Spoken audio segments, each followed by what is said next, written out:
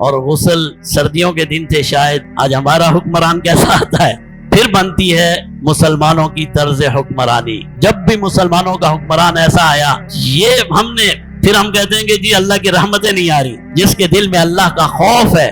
سیدنا صدیق اکبر کی خدمت میں گئے رضی اللہ تعالیٰ عنہ اور انہیں عرض کی کہ آپ ہمیں کس کے حوالے کر کے جا رہے ہیں؟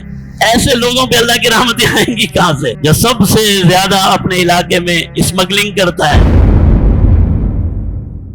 جب صدیق اکبر رضی اللہ تعالی عنہ نے اپنے مرض الوفات میں سیدنا عمر فاروق کو خلیفہ بنانے کا ارادہ کیا. سیدنا صدیق اکبر ام المومنین سیدنا عائشہ رضی اللہ تعالی عنہ فرماتی ہیں کہ میرے والد محترم نے ایک دن غسل کیا اور غسل سردیوں کے دن تھے شاید. غسل کی وجہ سے انہیں تکلیف ہو گئی, بخار ہو گیا اور شدت سے بخار ہو گیا اور بڑھتا چلا گیا اور آپ اپنے زندگی سے گویا کہ ایک قسم اندازہ ہو گیا. جب انہیں اندازہ ہو گیا کہ اب ان کی زندگی کے آخری ایام ہیں تو انہوں نے یہ فیصلہ کیا کہ ان کے بعد گورنر کسے ہونا چاہیے, خلیفہ کسے ہونا چاہیے. تو صحابہ کی ایک جماعت کے سامنے سب سے پہلے انہوں نے مشورہ لیا اور مشورہ لے کر فرمایا کہ میں چاہتا ہوں کہ میں یہ وصیت کر دوں کہ میرے بعد عمر فاروق خلیفہ ہوں گے.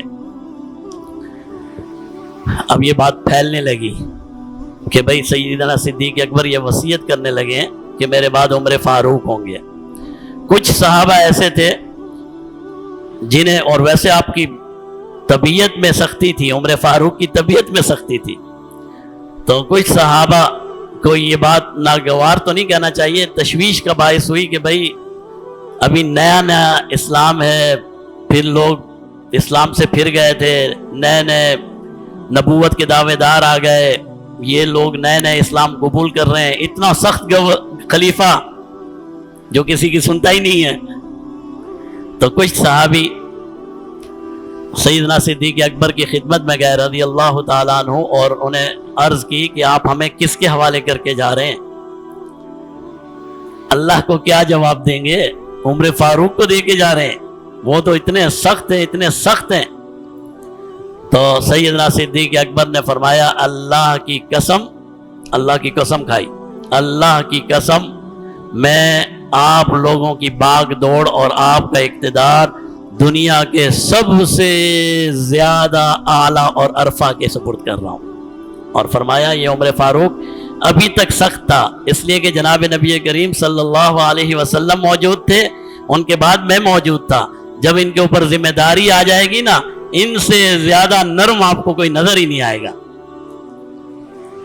یہ ہے اقتدار کس کو ملنا چاہیے؟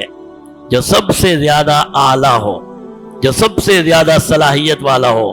صرف صلاحیت والا نہ ہو, ایک جگہ فرمایا میں سب سے زیادہ خوف خدا رکھنے والے انسان کو اقتدار دے کر جا رہا ہوں. تو مسلمانوں کے اقتدار کا فیصلہ کیسے ہوتا ہے؟ کون اللہ کے قریب ہے؟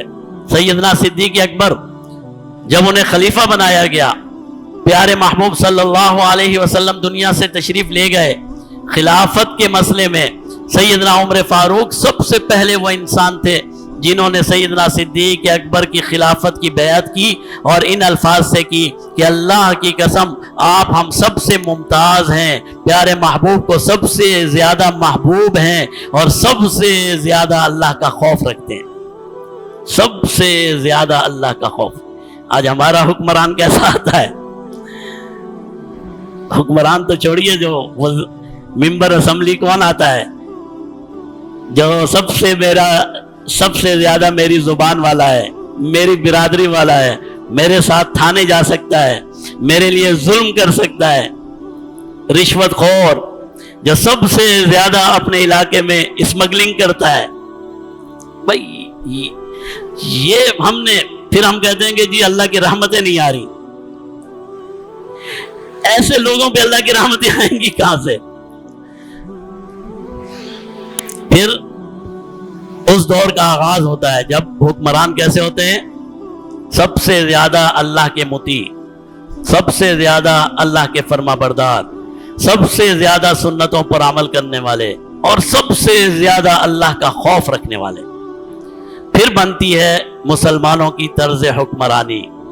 جب بھی مسلمانوں کا حکمران ایسا آیا جس کے دل میں اللہ کا خوف ہے اور جو اللہ کی عبادت اور اطاعت کو زندگی میں سب سے بڑی فوقیت دیتا ہے، آپ تاریخ اسلام اٹھا کر دیکھ لیجئے، جب بھی ایسا حکمران آیا، چاہے 1 سال کے لیے آیا ہو، چاہے 2 سال کے لیے آیا ہو، چاہے 10 سال کے لیے آیا ہو، جب بھی ایسا حکمران آیا جو اللہ سے ڈرتا ہے اور اللہ کی اطاعت اور فرما برداری کو سب سے زیادہ اہمیت دیتا ہے، یہ قوم خود بخود اٹھ جاتی ہے، یہ قوم خود بخود اوپر چلی جاتی ہے۔